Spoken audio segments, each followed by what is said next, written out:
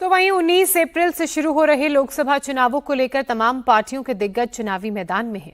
पश्चिम बंगाल की हॉट सीटों में से एक आसनसोल सीट से मौजूदा प्रत्याशी और टीएमसी सांसद शत्रुघ्न सिन्हा भी प्रचार प्रसार में जुटे हुए हैं।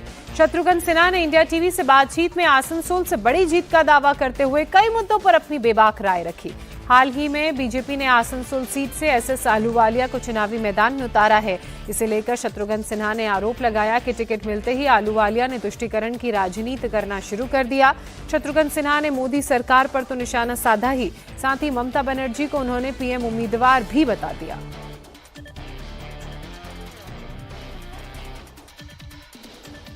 एसएस अहलूवालिया वहां से बीजेपी के उम्मीदवार होंगे और उनका मुकाबला होगा टीएमसी के शत्रुघ्न सिन्हा से। शत्रु जी हमारे साथ हैं। शत्रु जी, अब तो नाम सामने आ गया, बीजेपी ने उम्मीदवार का नाम घोषित कर दिया है, तो अब आमने सामने की लड़ाई साफ साफ दिख रही है। क्या तैयारियां?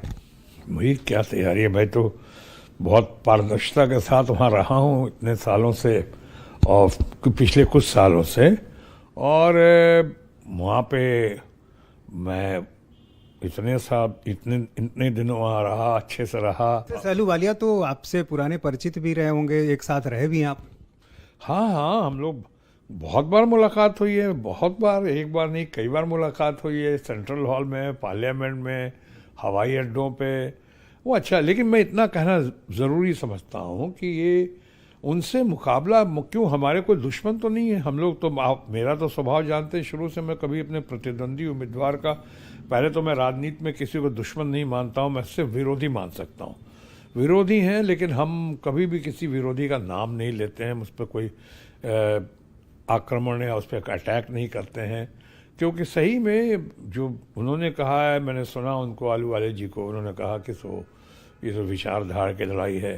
हालांकि साथ में उन्होंने ये भी कह दिया विचारधारा हमारी जो है वो अलग है, और ममता जी की विचारधारा जो है वो तुष्टीकरण की है। कौन कह रहा उल्टा चोर कोतवाल को डांटे, यानी जो लोग तुष्टीकरण कर रहे हैं और करवा रहे हैं, देश में विभाजन कर रहे हैं, करप्शन के नाम पे, इलेक्ट्रल बॉन्ड के मामले में सारे पुराने वर्ल्ड रिकॉर्ड तोड़ रहे हैं करप्शन का। वहाँ जो परिवारवाद के नाम पे सबसे ज़्यादा परिवारवाद जिनके यहाँ है, भ्रष्टाचार के नाम पे सबसे ज़्यादा भ्रष्टाचार, उनके जुमलों के नाम पे इतनी गारंटी दी कोई पुरानी कि अभी जुमलेबाजी कर रही। वो सरकार जो तुष्टीकरण कर रही है, उसके प्रतिद्वंदी होकर, उसके उम्मीदवार होकर आलूवालिया ये कहते हैं ममता जी तुष्टीकरण कर रही हैं। बिहार के नेताओं से आपके बहुत ही पुराने और करीबी रिश्ते रहे हैं, खासकर लालू यादव से, नीतीश कुमार से। अब पश्चिम बंगाल आप शिफ्ट कर गए हैं, मिस करते हैं इन लोगों को?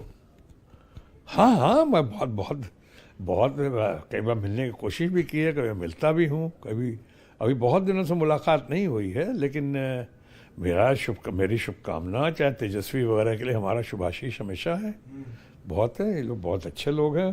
ठीक है, राजनीतिक कारणों से या कुछ मजबूरी, अब नीतीश बाबू वाले क्या बोलूँ, कुछ मजबूरियाँ रही होंगी, यूं ही कोई बेवफा नहीं होता, कुछ बातें होंगी, तो उस पर अभी क्या रोशनी डालूं चुनाव की घड़ी में। तो अब बंगाल ही में आप आगे की राजनीति होगी या बिहार में भी पहुंचेंगे? राजनीति तो संभावनाओं का खेल है, लेकिन मैं ये कह सकता हूँ कि जो बंगाल में हूँ, ममता जी के नेतृत्व में बहुत बढ़िया, उनके व्यक्तित्व का बहुत अच्छा असर है मुझ पे, वहाँ की जनता पे, और मैं बहुत खुश हूँ। अब मुझे साफ दिख रहा है कि भले नई दिशा में हूँ, लेकिन सही दिशा में हूँ। तो कितनी सीटें पश्चिम बंगाल में आपको लग रही? आप तो जानते हैं नीतीश बाबू, आप हमको बहुत दिनों से जानते हैं, मैं ये सब कितनी सीटें तो मैं तो वो नहीं कह सकता हूँ ना, मैं कोई ज्योतिष वाली भविष्यवाणी नजूमी तो हूँ नहीं। लेकिन बार बीजेपी का प्रदर्शन बहुत अच्छा रहा था, उनकी उम्मीद से भी ज्यादा रहा था। ठीक है, लेकिन उसके पहले याद करें, उसके पहले क्या प्रदर्शन कैसा रहा था बीजेपी का? पिछली बार का प्रदर्शन अच्छा था, ये मेरे सवाल में ही आपका जवाब है। अगर पिछली बार का प्रदर्शन बहुत अच्छा था, चाहे एनडीए का चाहे बीजेपी का, मान भी लिया, तो इसका मतलब ये तो नहीं कि बाद का प्रदर्शन भी उनका वैसा ही होगा। अब बाद का प्रदर्शन अपोजिशन का बहुत अच्छा होगा, बाद का प्रदर्शन जो है इंडिया ब्लॉक का बहुत ज़बरदस्त होगा।